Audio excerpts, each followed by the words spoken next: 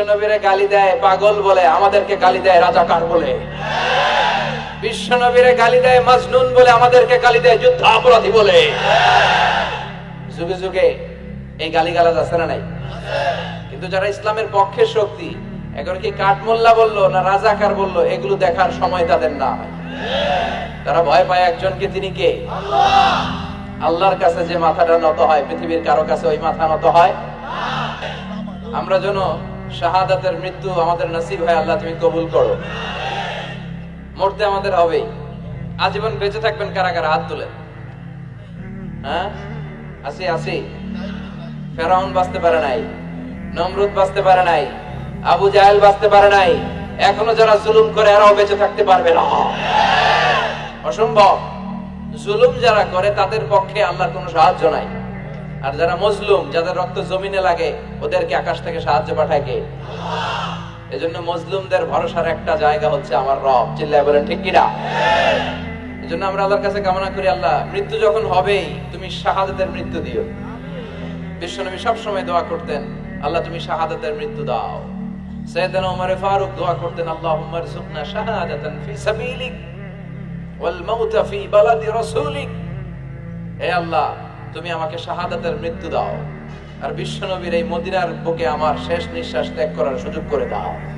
ওনার দোয়াটা কবুল করে নিল কে? আল্লাহ। উনি নামাজে সালাতে ইমামতি করা অবস্থায় আবু লুলু আল মাজুসি নামক এক অগ্নি উপাসকের ছুরিকাঘাতে নিহত হয়েছে।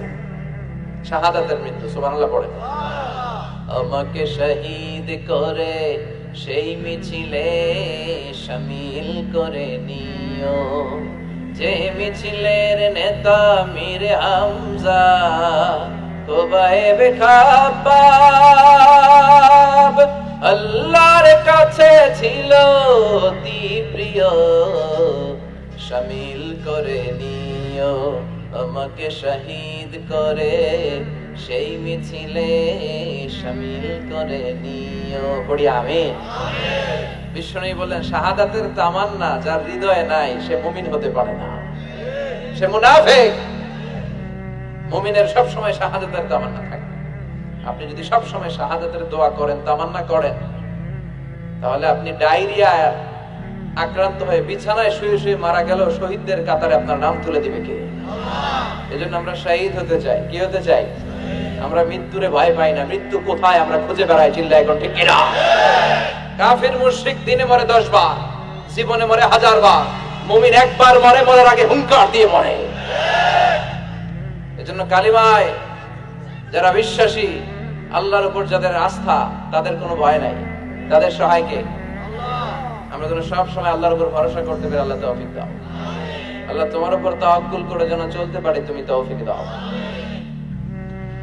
ভুইঘর, কাজীপাড়া যুব সমাজ ও এলাকাবাসীর উদ্যোগে 3 দিন ব্যাপী 4th বার্ষিক তাফসীরুল কোরআনের প্রোগ্রাম।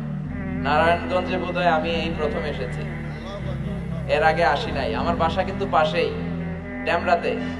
আমি বাসা থেকে এসেছি। এই বছরের প্রথম মাহফিলটা বাসা থেকে এসে করলাম। এছাড়া এক জেলা থেকে আরেক জেলায়, এখান থেকে ওখানে ভবঘুরে জীবন আমাদের। এই কোরআনের কথা নিয়ে ছুটতে হয় আমাদের, এক জায়গা থেকে আরেক জায়গায় ছুটে বেড়াতে হয়, এবং যতদিন বেঁচে থাকবো ছুটবো ইনশাআল্লাহ। আল্লাহ তুমি তৌফিক দাও। আজকে 2য় রজনী। প্রথম রজনীতে কথা বলেছেন হযরত মাওলানা কামরুল ইসলাম সাইদ আনসারী ভাই, আসছিল তো না? আলহামদুলিল্লাহ।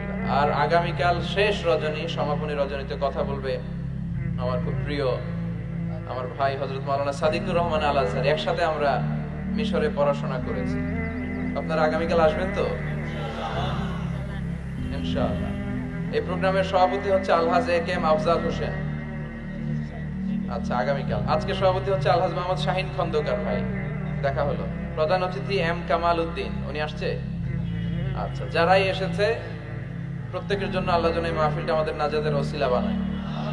4 বছর ধরে এই ময়দানে কথা হয়, আমরা চাই এটা আজীবন চলুক। ঠিক কিনা? আল্লাহ তুমি কবুল করো। আমি আমার খুতবার শুরুতে সূরাতুন আন-নাজিআত থেকে 3টা আয়াত তেলাওয়াত করেছি। আয়াত নম্বর 42, আয়াত নম্বর 43, আয়াত নম্বর 44। এই আয়াতে আল্লাহ তাআলা বলছেন, হে নবী, লোকেরা আপনাকে কিয়ামতের ব্যাপারে জিজ্ঞেস করে। আপনি কিয়ামতের ব্যাপারে কি বলবেন? আপনি তো কিছু জানেন না এই ব্যাপারে জানে কে? বিশ্বনবী যখন মক্কার জমিনে কিয়ামতের ব্যাপারে বারবার মক্কার লোকদেরকে সাবধান করতে শুরু করলো যে এই দিন না, আরো দিন, এই দিনটাই দিন নয়, বিশাল একটা জগৎ পড়ে আছে, সেটা শুরু হবে কিয়ামত দিয়ে, সব লন্ডভন্ড হয়ে যাবে। তখন লোকেরা বিশ্বনবীকে জিজ্ঞেস করতে শুরু করলো, মুহাম্মদ সাল্লাল্লাহু, এই যে তুমি কিয়ামতের কথা বলো, এটা কবে হবে? ইয়াসআলুনাকা আনিস সাআতি আইয়ানা মুরসাহা ফীমা আনতা মিন যিকরাহা ইলা রাব্বিকা মুনতাহাহা। সুবহানাল্লাহ পড়েন। ও নবী, লোকেরা আপনারা জিজ্ঞেস করে কিয়ামত কবে হবে, কিন্তু কবে হবে এটা আপনি কেমন করে বলবেন? এটা তো আপনি জানেন না, গোটা বিশ্বের কেউ জানে না, জানে একজন, তিনি কে? They are asking about the day of resurrection. People are asking you about Qiyamah. Who are you to talk anything about it? Only Allah has the final word regarding Qiyamah. অনবী, লোকেরা আপনারা কিয়ামত কবে হবে খালি ধরে জিজ্ঞেস করে, তো এই ব্যাপারে আপনি কথা বলবেন কি করে? এই ব্যাপারে কোনো জ্ঞান তো আমি আপনাই দেই। কিয়ামত কবে হবে এটা জানি শুধুমাত্র আমি আল্লাহ। চিল্লায় বলেন ঠিক কিনা? বিশ্বনবী মক্কায় কিয়ামতের ঘোষণা দিলেন। বিশ্বনবী বললেন, এই পৃথিবী এরকম থাকবে না, সব ভেঙে চুরে খান খান হয়ে যাবে। আল কারিআতু মাল কারিআতু ওয়া মা আদরাকা মাল কারিআ। বিকট একটা আওয়াজ হবে, ইসরাফিল যখন সিংহায় ফুৎকার দিবে, গোটা বিশ্বটারে মেসাকার করে দিবে কে? আবার বিশ্বনবী শোনাতে লাগলেন, ইদা সুলসিলাতিল আরদু জিলজালাহা ওয়া আখরাজাতিল আরদু আসফালাহা। বিশ্বনবী বললেন, সেদিন পৃথিবীটা কেঁপে উঠবে, মহা ভূমিকম্প হবে। জমিনের ভেতরে যা আছে, তেলের খনি, গ্যাসের খনি, স্বর্ণের খনি, সবকিছু জমিনটা বমি করে বের করে দিবে।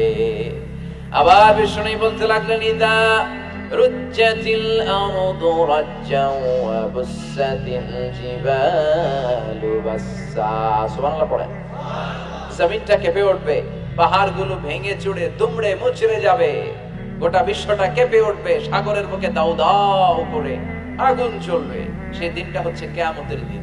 বিশ্বনবীর মুখ থেকে বারবার এই কিয়ামত শুনতে শুনতে কাফেরদের মনের ভিতরে ভয় ঢুকে গেছে। কাফেররা মনে মনে কয়, এই মুহাম্মদ তো কোনোদিন মিথ্যা কথা বলতে শুনি নাই। শুনছে? বিশ্বনবী ওনার পুরো জীবনে একটি মিথ্যা কথা বলেছেন, একটি অসত্য কথাও তিনি বলেছেন।